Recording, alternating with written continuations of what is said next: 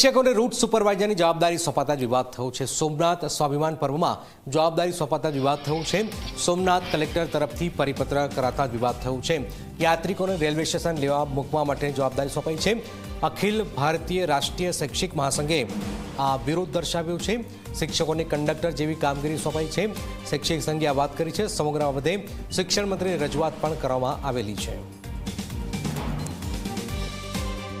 રાષ્ટ્રહિતની કામગીરીમાં એસઆઈઆરની કામગીરી છે, વર્તમાનમાં ચાલી રહેલી ચૂંટણીની કામગીરી છે। જે કામગીરી કરીને શિક્ષકો અત્યારે પરીક્ષાના કાર્યમાં જોડાયેલા છે, મૂલ્યાંકનની પ્રક્રિયા ચાલી રહેલી છે। શિક્ષકોને 3 કે 4 દિવસે સવારે રેલવે સ્ટેશન પર યાત્રિકોને લેવા જવું, તે લોકોને ગણીને બસમાં બેસાડવા, બસની સ્વચ્છતા જોવી, યાત્રિકોને પાણી પ્રમાણમાં મળ્યું છે કે નથી મળ્યું, એમની સંખ્યા ગણવી, એમને યોગ્ય સ્થાને પહોંચાડવા, આવી કામગીરી જે એક પ્રકારે બસના કંડક્ટર કરતા હોય છે એવી કામગીરી સોંપવામાં આવી છે। તે યોગ્ય નથી।